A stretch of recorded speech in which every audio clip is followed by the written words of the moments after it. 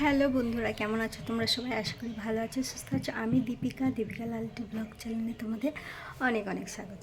তো এখন বাজে 12টা। তো আমি আজকে ব্লগটা এখান থেকে শুরু করছি। দেখো, আমার স্নান কমপ্লিট, পুজো দেওয়া হয়ে গেছে। সকাল থেকে শুরু করিনি, তার কারণ সকালে অনেক রকম কাজ ছিল। তো আজকে পয়লা বৈশাখ উপলক্ষে বাড়িতে, মানে আগের দিন, আগামীকাল পয়লা বৈশাখ, রবিবার। তো শনিবার আমাদের বাড়িতে গৃহদেবতার পুজো হয়। দেখো, আমার এখানে বাড়ির যে ঠাকুরটা থাকে সেখানে পুজো দিয়ে আমার কমপ্লিট হয়ে গেছে। তো এবারে হচ্ছে আমাদের কী বলতো, গৃহদেবতার পুজো হবে বিকালবেলা। তো সেই সমস্ত এখানে দেখো, সমস্তটা নিয়ে আমি বসে পড়েছি। এবার এখানে আমি কাটাকুটি করে ধুয়ে সমস্ত কিছু রেডি করে দেবো। মা রান্না করবে। এখানের আমাদের হচ্ছে বাপের বাড়িতে হয় পয়লা বৈশাখের দিন হয়, মানে এই অনুষ্ঠানটা আর কি। ওখানে অনেক রকম খাওয়া দাওয়া হয়, সেটা পয়লা বৈশাখের দিন হয়। কিন্তু আমার শ্বশুরবাড়িতে হয় এটা আগের দিনকে গৃহদেবতার একটা পুজো আছে। তো সেটাই হবে, বিকালের দিকে হবে। তো দেখতে থাকো, তোমাদেরকে সবটা দেখাবো। তো এখন আমি এগুলো কেটে নিই। রান্না চলো তোমাদের সাথে দেখাই যে কী কী আছে, রান্না হবে, কী কী করতে হয়। এখানে যেগুলো রয়েছে এগুলো সবই হচ্ছে নিয়মের মধ্যে, মানে এগুলো করতেই হয়, এই আর কি। ডাঁটা, আলু, বেগুন, কুমড়ো দিয়ে একটা সবজি হবে, আর হবে হচ্ছে পটল ভাজা, তারপরে হচ্ছে উচ্ছে ভাজা, আমের ডাল, বেগুন ভাজা, আর আলু ভাজা। তো এগুলো এখন আমি সব কেটে নিই। যেহেতু আমি ঠাকুরের কাজকর্ম করছিলাম, তাই প্রথমেই ভগবানকে নমস্কার দিলাম। এবারে আমি সমস্ত সবজিটা কেটে ফেলবো। আমার বাপের বাড়ি কি বলতো, এইসব নিয়ম নেই, আমি জানি না। আমি মানে এখানেই আমার শাশুড়িমা আমাকে যতটুকু শিখিয়েছে ততটুকুই। আমার বাপের বাড়িতে হচ্ছে যেদিন পয়লা বৈশাখ সেই দিনেই অনেক রকম শাক সবজি রান্না হয়। আর এখানে হচ্ছে তার আগের দিনকে গৃহদেবতার পুজো হয়। পয়লা বৈশাখের দিন আর কোনো নিয়ম থাকে না। আর আমার বাপের বাড়িতে মানে হচ্ছে যে আম নিয়ে যে নিয়মটা থাকে, কারণ আমরা বাঙালিরা হচ্ছে বৈশাখ মাসে যতক্ষণ না পয়লা বৈশাখের পুজোটা হয় ততক্ষণ আমরা আম খাই না। আমটা আমরা ভগবানের নামে দিয়ে তবেই খাই। আজকে যে আমটা রান্না হবে ওই আম ডালটা ভগবানের নামে দিয়ে তারপরে এবার থেকে আমরা কাঁচা আমের ডাল খেতে পারবো। আমার বাপের বাড়িতে এই নিয়মটা আছে, কিন্তু ওখানে একটা মন্দির আছে, ওইখানে পুজো দিয়ে খেতে হয়। আর আমাদের যেমন গৃহদেবতা রয়েছে, বাড়িতেই পুজো হয়, সেহেতু বাড়িতেই পুজো হয়ে যায়। তো এখানে একটা সবজি হবে, মানে পাঁচমেশালি একটা সবজি হবে, আর ভাজাভুজি, ডাল, আর হচ্ছে একটা তেঁতো শাক হবে।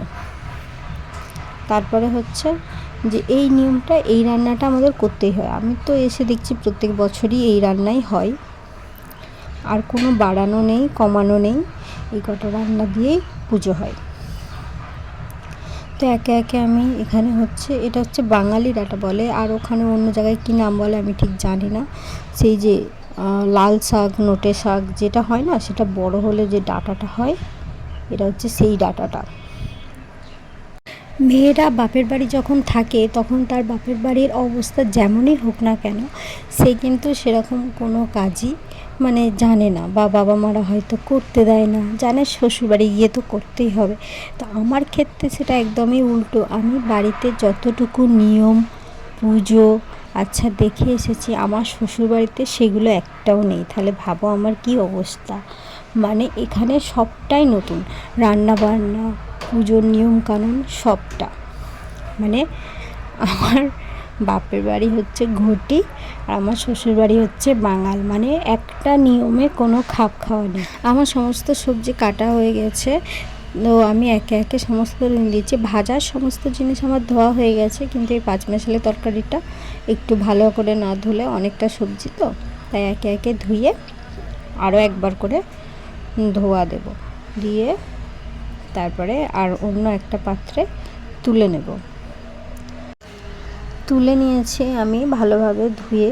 তো এখানে রয়েছে পাঁচমেশালি সবজির মধ্যে রয়েছে ডাঁটা, প্রথমে বাঙালি ডাঁটা, তারপরে হচ্ছে সজনে ডাঁটা, তারপরে কুমড়ো, আলু, বেগুন আর ঝিঙে। আর ওখানে একটা এঁচড় ছিল যেটা ঠাকুরের আসনে ছিল, আমি কাটবো না, ওটা মা কাটবে, ওটা আমি কাটিনি, ওটা মা পরে কেটে ধুয়ে নেবে। তো এখানে হচ্ছে মটর ডাল রয়েছে, সকালবেলা থেকে ভেজানো রয়েছে, সকাল থেকে, এটা না হলে তো ভিজবে না, ডাল হতে খুব সময় লাগবে। আর রয়েছে এখানে নিম পাতা ভাজা হবে, ডিমের শাক ভাজা হবে, আর এখানে রয়েছে উচ্ছে ভাজা, বেগুন ভাজা আর পটল ভাজা হবে। ডাঁটার যে কচি কচি শাকগুলো ছিল ওগুলো রেখেছিলাম, ওই শাক আর কাঁচা আমের ডাল হবে। আর এখানে রয়েছে কুমড়ো ভাজা আর আলু ভাজা। আর এখানে একসাথে আমি অনেকগুলো কাঁচা লঙ্কা কেটেছি, মায়ের যখন যেটাতে প্রয়োজন হবে দেবে। তো খাওয়ার সময় আমার মাকে কেটে ধুয়ে তো আমি খেতে এসেছি। আমাদের এটাই নিয়ম, যেখানে গুড়, ছাতু আর মুড়ি খেতে হয় আজকের দিনে। আমি এটা একদমই পারি না খেতে, সেই জন্য একদম অল্প দুটো নিয়ম রক্ষার জন্য আমি মুখে দিয়েছি। তো মা বলল যে তুমি যেহেতু খেতে পারো না, রুটি খেতে পারো। আজকের দিনে ভাতটা এখন খেতে নেই, গৃহদেবতাকে পুজো দিয়ে তবে আমরা ভাত খাবো। তো সেই কারণে মায়েরা খাবে ছাতু, মুড়ি, গুড়। আমি যেহেতু খেতে পারি না এটা একদমই, সেহেতু আমি একটা রুটি গুড় দিয়ে খেয়ে নেব। এটা নমস্কার দিয়ে আমি খাচ্ছি, কারণ এটাও একটা পুজোর নিয়মই বলতে পারো। ভালোই লাগে, খারাপ নয়, কিন্তু আমি এটা পেট ভরে খেতে পারি না, আমার অল্পই ঠিক আছে। তো এটা খেয়ে নিই। খাওয়া দাওয়া হয়ে গেলে আমি একটু বসবো, কারণ যেহেতু রান্না হতে দেরি আছে আর বিকালবেলাতেও খাবারটা দেয়া হবে, তো আমি একটুখানি বসবো। দেখো এখানে আমি হচ্ছে রুটি আর গুড় নিয়ে নিয়েছি। তো বিকালবেলা তখন হচ্ছে 4:30, 4:45 বাজে, তখন মা ডাকলো যে ভাত দেওয়া হবে ঠাকুরকে। এটা আমাদের বিকালবেলায় দেওয়া হয়। তো মা একে একে সমস্তটা সুন্দর করে গুছিয়ে দিয়েছে, এবার মা এটাকে পুজো দেবে।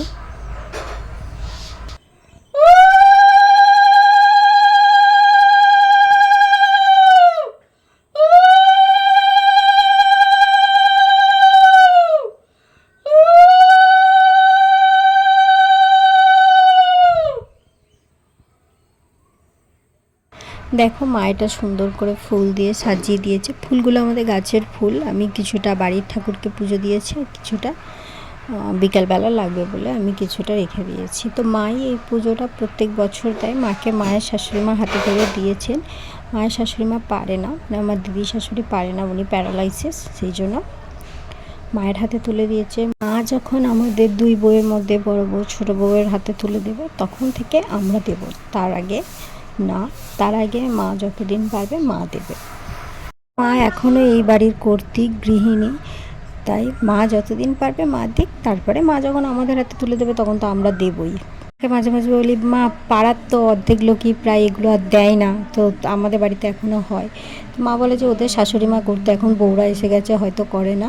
তো আমিও দিয়ে যাব, আমাকে আমার শাশুড়ি দিয়েছে, তোমাদেরকে দিয়ে যাব। তোমাদের পছন্দ হলে করবে, না হলে না করবে, সেটা তোমাদের ব্যক্তিগত ব্যাপার।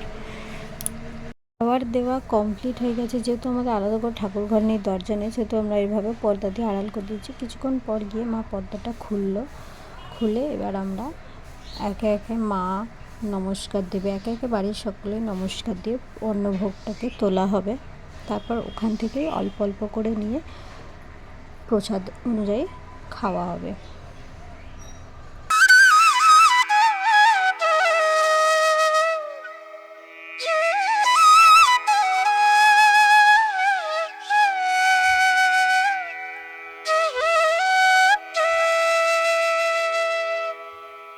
মা এখানে আমাদের সবাইকে প্রসাদ দিয়ে দিয়েছে।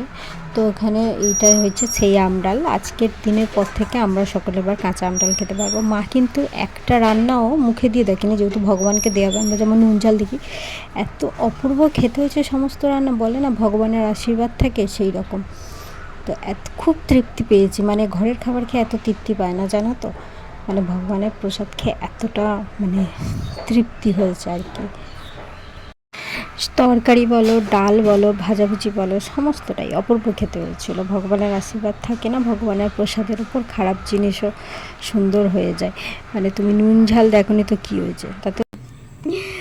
আমি এখানে বিস্কুটগুলো ভাঙছি, ও ঠিক আমি এখানে বিস্কুট এরকম গুঁড়ো গুঁড়ো করে ভাঙছি, ঠিক কী করে আওয়াজ পেয়েছে। আজ আওয়াজ পেয়ে করতেছি।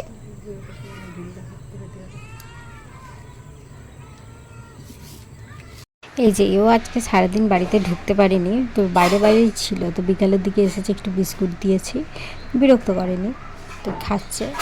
তো এইভাবেই আজকের দিনটা গেল। ভালো থেকো, সুস্থ থেকো, আবার ফিরে আসবো নতুন একটা ভ্লগ নিয়ে, খুব শীঘ্রই আসবো। টাটা।